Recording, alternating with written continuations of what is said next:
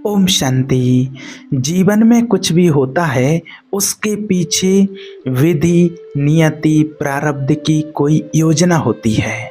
आज जीवन में अक्सर करके हम ऐसी चीज़ें देखते हैं जिससे क्या होता है, इस अनुमान लगाया जा सकता है कि बहुत सी चीज़ें हम ऐसे हमारी लाइफ में आती हैं जो हम किसी ऐसे मोमेंट में रहते हैं जहाँ से हम कोई जहाँ से हम किसी और दूसरी दिशा में पहुँच जाते हैं और वहाँ से कोई कार्य अगर हमारे निमित्त होता है तो वो हो जाता है, या फिर ऐसे कई एग्जाम्पल देखे गए हैं, हर किसी की लाइफ में देखे जाते हैं।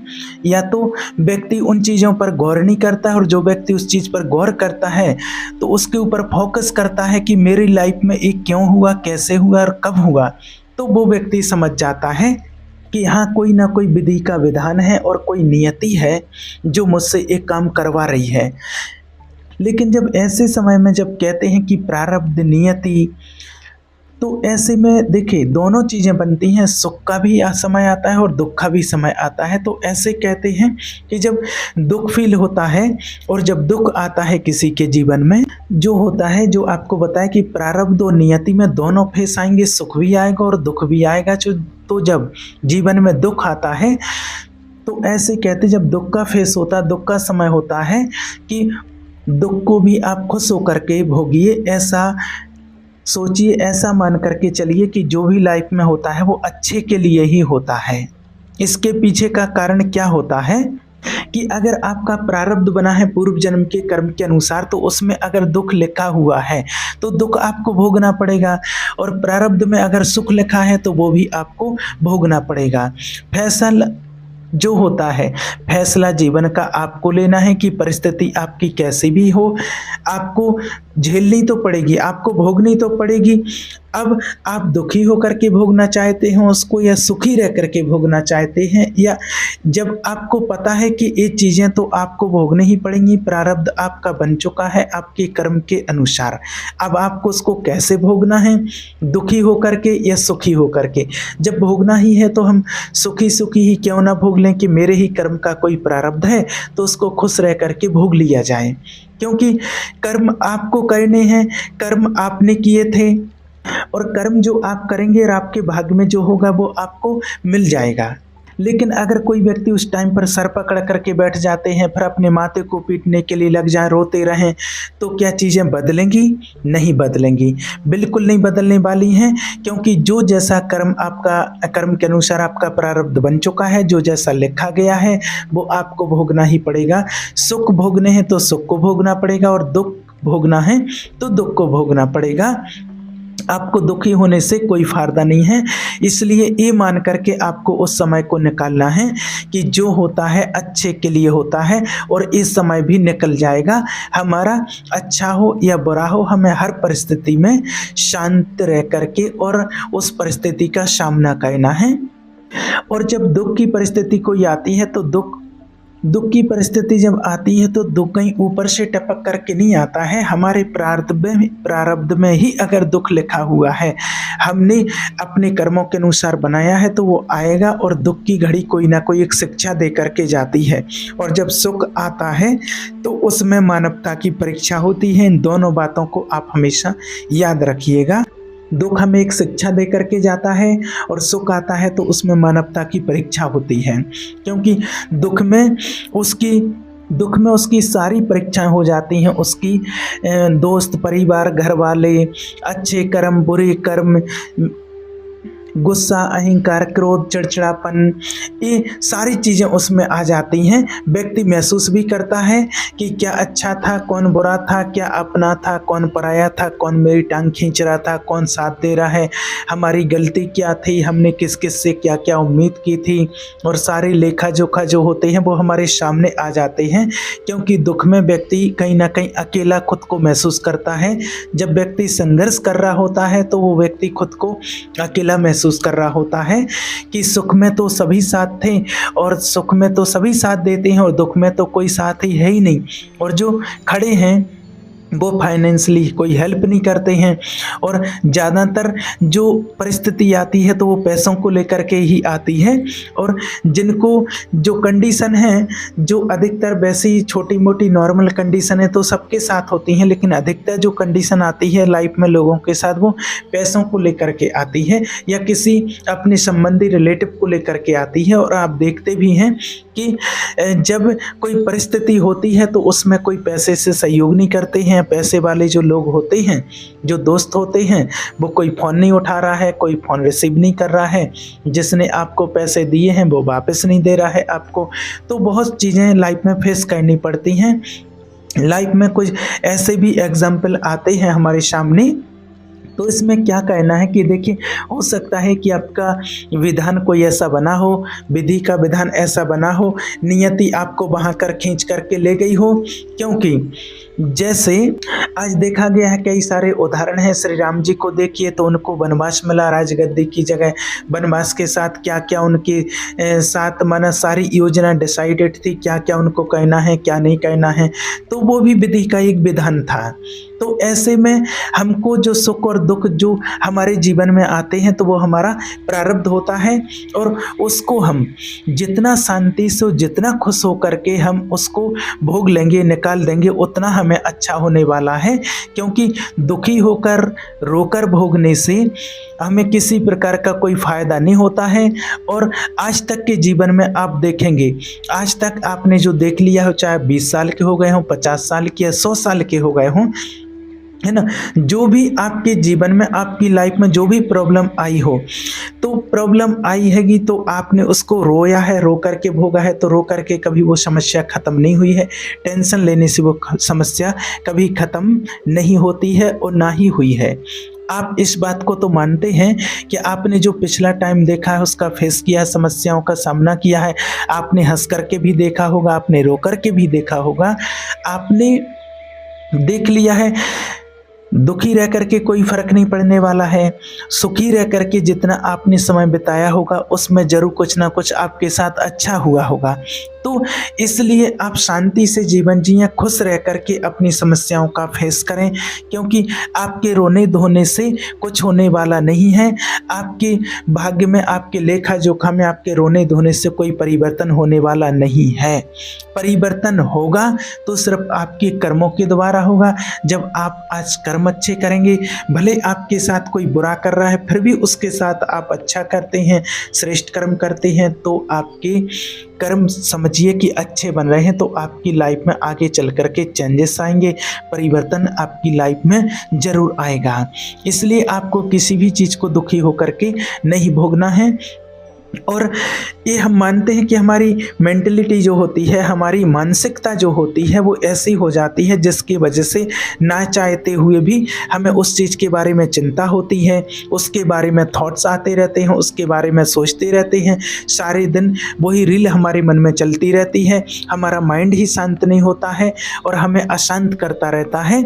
हम तो उस चीज़ को छोड़ना चाहते हैं, उसके बारे में सोचना समझना नहीं है दुख की परिस्थिति में, लेकिन हम कहीं ना कहीं ऐसा मान लेते हैं कि परिस्थिति हमको भोगनी ही है और हम शांति से रहने का पूरा प्रयास करेंगे, लेकिन मन हमको परेशान करने लग जाता है। तो ऐसे में आपको सिर्फ एक ही काम करना है, आपको लेना है मेडिटेशन का सहारा, आपको भगवान का सहारा लेना है। लाइफ में मेडिटेशन को इसलिए बनाया गया है क्योंकि दुख और जब कोई परिस्थितियां जब जीवन में आती हैं, आप मेडिटेशन का सहारा लें। आप सुखी हैं, खुश हैं तो भी आप मेडिटेशन करें, और आप दुखी हैं, डिप्रेशन में हैं, कोई तनाव है, टेंशन है, तो भी आप मेडिटेशन का सहारा लें। क्योंकि दुख में व्यक्ति को एक शिक्षा मिलती है, सारी सीख मिलती है, और सुखी जब व्यक्ति होता है तो सुख में उसकी मानवता की परीक्षा होती है कि जो सुख मिला है आपको तो वो भी आपके कर्मों से मिला है, और आगे अगर दुख मिलेगा तो वो भी आपके कर्मों के अनुसार ही मिलेगा। और ये भी बहुत प्रेरणा है आपके लिए, और जो आप कर्म करते हैं वही आपका प्रारब्ध बनता जाता है। तो ऐसे में आपको दुखी रह करके कोई फ़ायदा नहीं है। अपने सोच विचार करके आप अपना फैसले लें, और जब अगर दुख आता है आपके जीवन में तो आप समझ जाएं कि रोने से कोई फ़ायदा नहीं होगा, और इस समय धीरे धीरे हमें धैर्य धैर्य के साथ निकालना है। और अपने जीवन पर जब आप आगे फोकस करोगे, कोई भी परिस्थिति आपके जीवन में आती है, लाइफ में जब कोई समस्या आती है, तो देखिए हर व्यक्ति यही कहता है कि धैर्य धारण करो, समस्या है तो समाधान भी है, समय निकल जाएगा, क्योंकि सब समय एक जैसा नहीं रहता है, सबके दिन एक जैसे नहीं रहते हैं, है ना। 24 घंटे में भी समय में परिवर्तन में बदलाव होते रहते हैं। आज कैसी भी घोर काली अंधियारी रात्रि हो तो कैसे भी करके वो धीरे धीरे भोर में परिवर्तित हो जाती है। भोर हुआ, सुबह हुआ, फिर दोपहर होगी, फिर शाम होगी, फिर रात्रि होगी, फिर सुबह होगी। इस समय चलता रहता है, समय का चक्र निकलता जाता है। आपको दुख आया है, आज दुख है, परिस्थिति आई है, कल आपको सुख भी होगा। और धीरे धीरे करके हर घड़ी निकल जाती है। इसलिए आप धीरज रखो। क्योंकि समझदार व्यक्ति क्यों कहता है कि धीरज रखो, आध्यात्मिक व्यक्ति क्यों कहते हैं कि धीरज रखो, क्योंकि वो जानते हैं कि जो समय चल रहा है, इस समय धीरे धीरे करके निकल जाएगा। इसलिए परिस्थिति में ऐसे मत हो जाओ, इतने विलीन मत हो जाओ कि ये परिस्थिति शायद कभी निकलेगी नहीं। आप अपना धैर्य बना के रखें, परिस्थिति कितनी भी बड़ी हो, कैसी भी हो, तो उससे होगा क्या कि जैसे ही आप इस परिस्थिति से निकलोगे और आपका अच्छा समय आएगा, सुख का समय आएगा।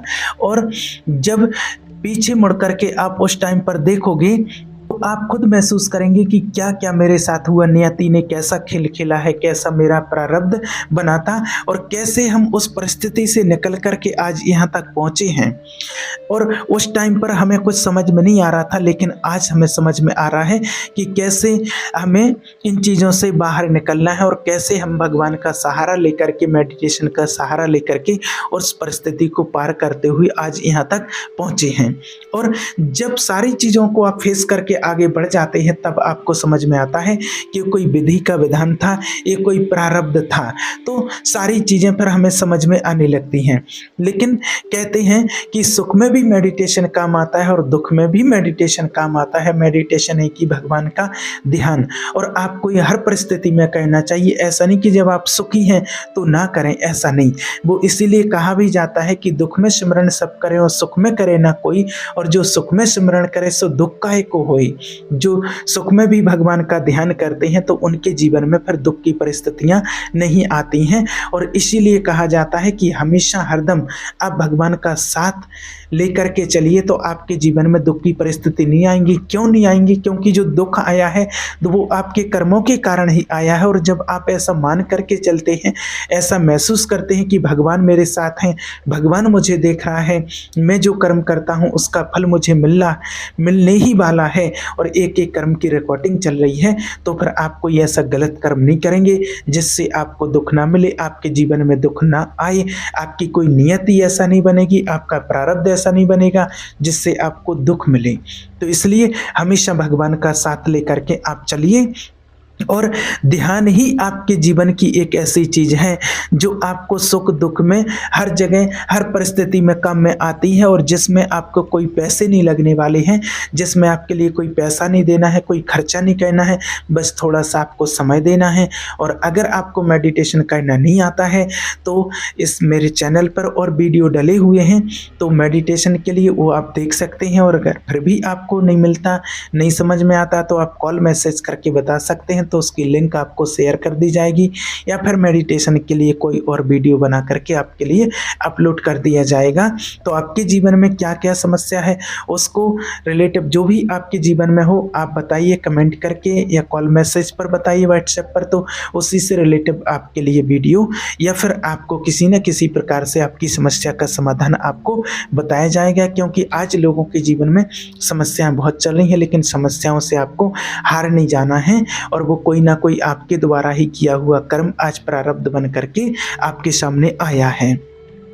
मेडिटेशन का आपकी पूरी जर्नी पर 100% इफेक्ट रहता है। इसका कारण ये आपके माइंड से रिलेटिव होता है, और दुख की परिस्थिति में आपको सबसे ज़्यादा परेशान आपकी कंडीशन नहीं करती है। ये बात आप ध्यान रखना। आप आपका दिमाग आपको सबसे ज़्यादा कंडीशन खराब करता है, आपका मन आपकी सबसे ज़्यादा कंडीशन खराब करता है, आपको दुखी करता है। आप इसको ध्यान रखें। आपको कोई परेशानी नहीं हो रही है, 2 वक्त की रोटी आपको चैन से मिलने लग रही होगी और सादा जीवन, उच्च विचार आपको अपने आप में लग रहा होगा। अच्छी तरह से नींद भी आपको आने लग जाएगी। लेकिन ये मन ही है जो हमें बार बार परेशान करता है, हमें चैन से बैठने नहीं देता है, चैन से 2 रोटी नहीं खाने देता है, चैन से सोने नहीं देता है।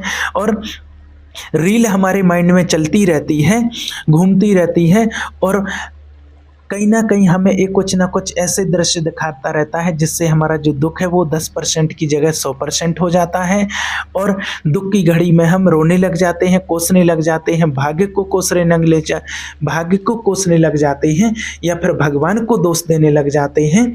और इन सब चीज़ों के करने से कुछ नहीं होगा। आप अपनी भावनाओं को बदल लीजिए कि अगर दुःख की परिस्थिति है तो हम दुःख की परिस्थिति है तो उसमें भी हम अच्छा सोच सकते हैं। जैसे कहते हैं कि अगर मन हमको परेशान कर रहा है, कोई परिस्थिति हमें परेशान कर रही है, तो हम दूसरे के बारे में अच्छा सोचने लग जाएं, कुछ हम अच्छा सोचें, अच्छा पढ़ें, तो उससे क्या होता है कि हमारा मन करवट ले जाएगा, हमारी परिस्थिति चेंज होने लगेगी। जब आप ऐसा सोचते हैं कि सबका भला हो, सबको शांति मिले, सबको सुख मिले, भगवान सबका भला कहना, आपके मन में जब ये विचार आने लगते हैं तो फिर वो ही विचार धीरे धीरे करके आपके अंदर आने लगते हैं, क्योंकि जैसा आप सोचते हैं वैसा ही आप बनते जाते हैं। और दुख की घड़ी में भी आपको ध्यान करने को मिल रहा है, मेडिटेशन करने को आपको मिल रहा है और आपके मुँह से कोई शब्द भी निकल रहे हैं तो आप देखेंगे कि चीज़ें ऑटोमेटिक धीरे धीरे परिवर्तित होने लगती हैं, क्योंकि आपका माइंड परिवर्तन हो रहा है, आपका मन परिवर्तन हो रहा है, तो आप उन चीज़ों से बाहर निकल रहे हैं। अब आपकी चीज़ें धीरे धीरे बदल रही हैं, ध्यान से आपका मन शांत हो रहा है, ध्यान से आपका मन स्ट्रांग हो रहा है और ध्यान से आपकी कंडीशन है उसको आप समझ पा रहे हैं कि वास्तविक है क्या, बेहतर आप सोच पा रहे हैं, बेहतर आप दिनचर्या बना पा रहे हैं, अच्छा आप डिसीजन ले पा रहे हैं। आपको पता है कि प्रारब्ध जो बना है उसको भोगना है, आपको ये भी पता है कि ये कुछ समय का टाइम पीरियड है और ये निकल जाएगा और ये टाइम निकलने के बाद मेरे सुख के दिन आएंगे, अच्छे दिन आएंगे।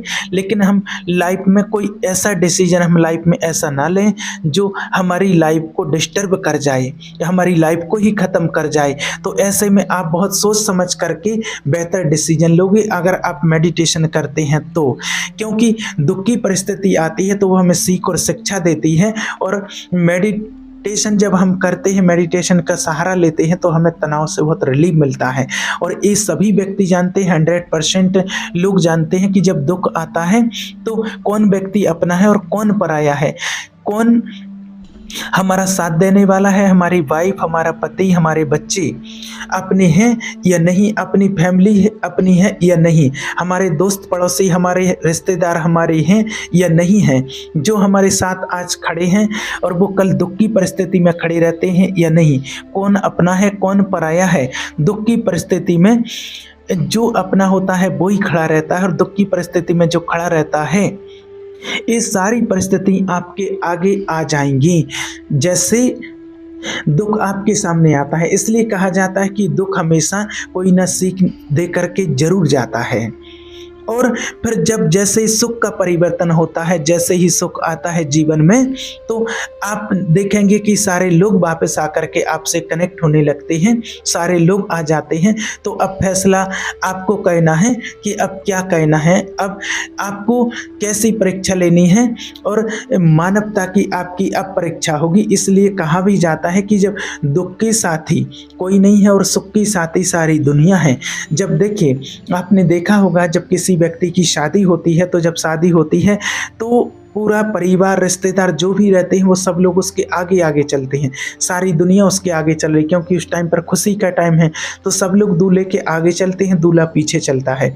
और जब दुख की परिस्थिति आती है कि जब वही व्यक्ति, जब उसका शरीर छूट जाता है, मृत्यु हो जाती है, तो जब उसकी शमशान घाट ले जाया जाता है तो सारे लोग उसके पीछे चलते हैं और फिर एक ही व्यक्ति आगे चलता है, उसका बच्चा, उसका परिवार वाला जो अपना होता है। इसलिए कहा भी जाता है कि दुख का साथ ही सिर्फ अपना ही होता है और कोई नहीं होते हैं, और सुख के साथ साथ ही सारी दुनिया होती है। इसलिए आपको घबराने की ज़रूरत नहीं है। दुख आता है तो दुख की परिस्थिति में भी पता चलता है कि हमारा साथी कौन है। इसलिए परेशान ना हो। नियति का, विधि का कोई विधान है, आपके ही कर्मों के द्वारा कुछ हिसाब किताब बना हुआ है जो प्रारब्ध बन कर के आया है। आज से अपने कर्मों को सुधारिए तो आगे लाइफ में आपके जीवन में कभी दुख नहीं आएगा। ठीक है। ओम शांति।